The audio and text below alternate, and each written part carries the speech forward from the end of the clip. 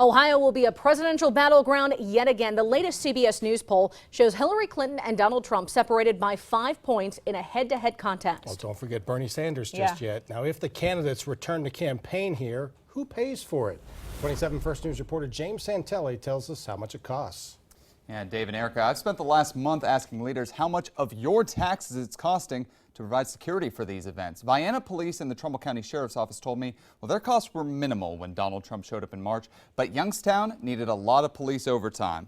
This whole sheet here, and we found out the mayor is sending out some pretty hefty bills. It was exciting in Youngstown in the middle of March. Over 3 days, the presidential campaigns of Hillary Clinton, in this valley, in this city, Bernie Sanders, provide health care to all of their people, and John Kasich finally rising in the Mahoning Valley, all rolled through town. Even though we love to have the campaigns here, it is a cost to us. It does put a bit of a crunch on us because you don't get a whole bunch of notice about when the campaigns are going to be here. Last month, First News asked city leaders how much it costs to provide cops for the campaign events.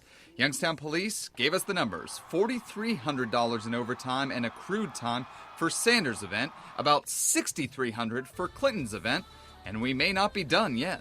Probably to see presidential candidates. I would probably expect to see vice presidential candidates as well. Separately, the mayor says he's expecting a check back from the Sanders campaign for the cost of renting out Cavella Center, which is owned by the city. As for those security bills, I asked the mayor, does he really expect checks back from those campaigns? Oh yeah, I expect to get paid. There's no reason why we shouldn't get paid. But other cities may say not so fast. One example First News found, the city of Burlington, Vermont billed Donald Trump more than $8,400 to provide police in January. A spokeswoman for Burlington says the Trump campaign hasn't paid that bill. Mayor McNally doesn't want the bills to be a sign that presidential candidates aren't welcome. We're glad to have them here, but we certainly think that the campaigns, which raise money for 2 to 3 years, can certainly pay us back.